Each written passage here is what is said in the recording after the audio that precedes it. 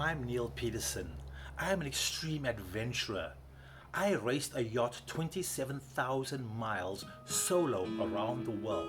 I designed and built that boat. And I did this because I had a dream, a childhood dream, to go to the furthest corners of this planet, to have the greatest adventure, and to prove that there are no barriers, there are only solutions, that anything is possible. Today, I'm a keynote speaker, and I try to help corporations, associations, and governments to be their best self.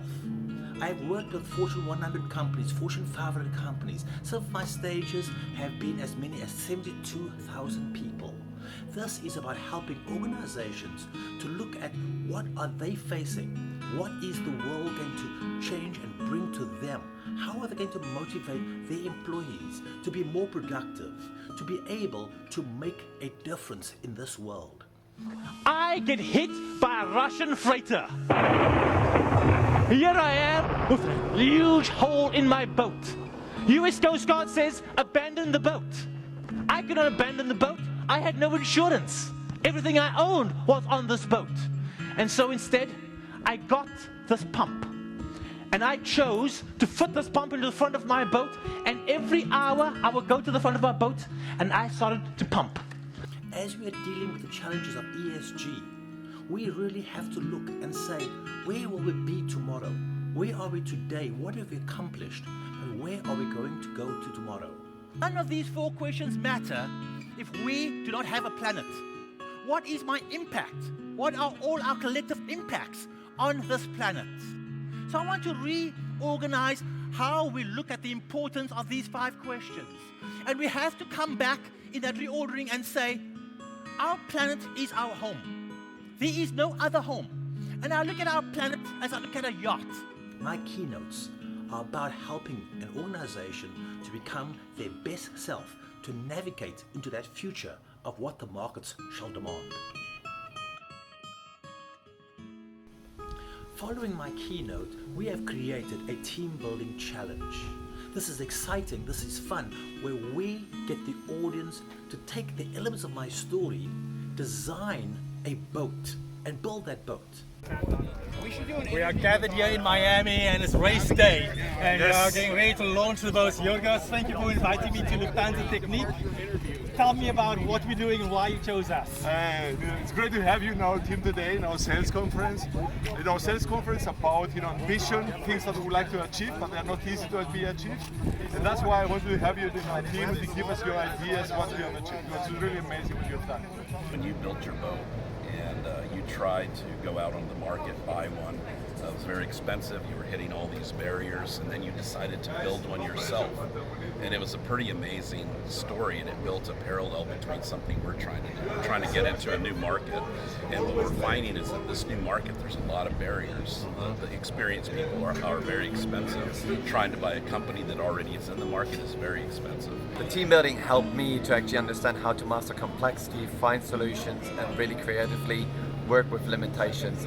What it is for our team is to come closer together to discuss different alternative solutions and find always ways to improve and become smarter to win that challenge. What shall we do with a drunken sailor? What shall we do with a drunken sailor? What shall we do with a drunken sailor in the morning?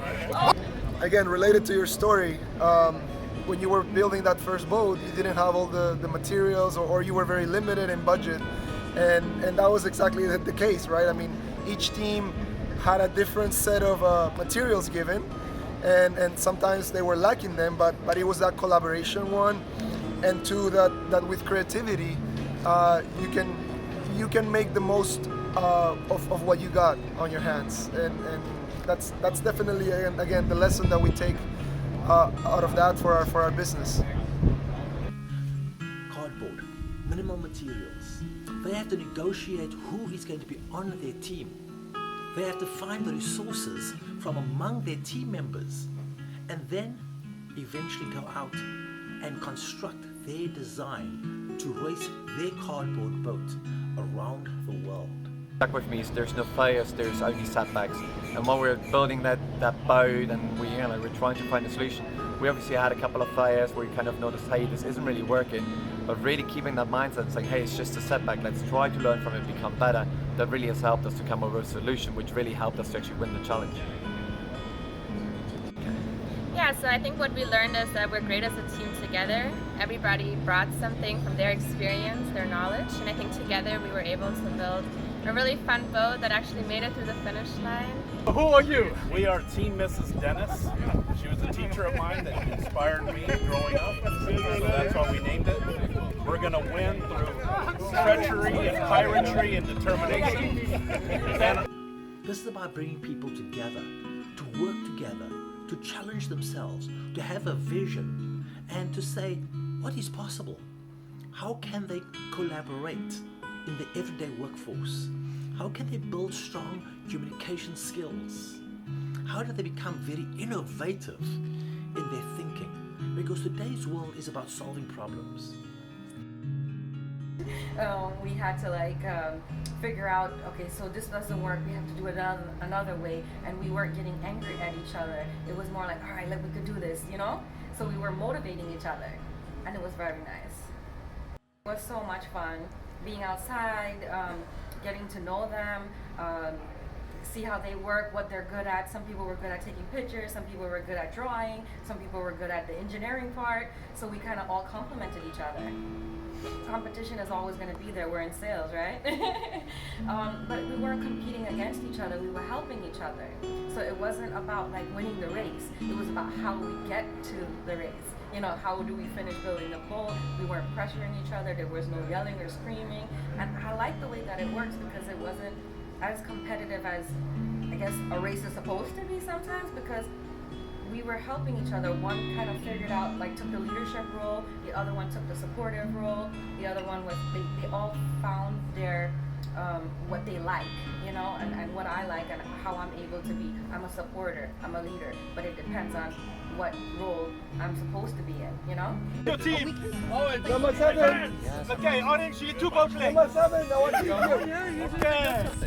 I've been to many conferences before, and this has been one of my favorite conferences because of the storytelling, because of your story, because of the hope and everything that you guys gave us. It feels like if you guys are where you're at right now, anybody could do it. And coming from humble beginnings and being able to give back to us and helping us, this is really one of my favorite events ever. Every organization has to have a strong, tight, communicative team who is leading the way to tomorrow. We are able to turn this team building concept, this team building project, also into a leadership workshop, because we have to generate the next generation of leaders to look at the world and solve these big problems that we are going to be facing, whether it is the aspect of climate change, whether it is the aspect of political discord, whether it is the aspect of economic challenges. We always have to innovate. We always have to come up with another better way to bring products to market, to lift up people, to make a difference in the world. Join me in making a difference each and every day. Join me by bringing me to your organization so that we can help you solve the big challenges of tomorrow.